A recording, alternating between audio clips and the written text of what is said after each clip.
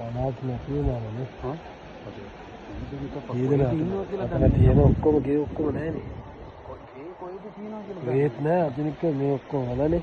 බලන්නකො. මේ පනක් නෑ බොඩි 4යි ගත්තලු.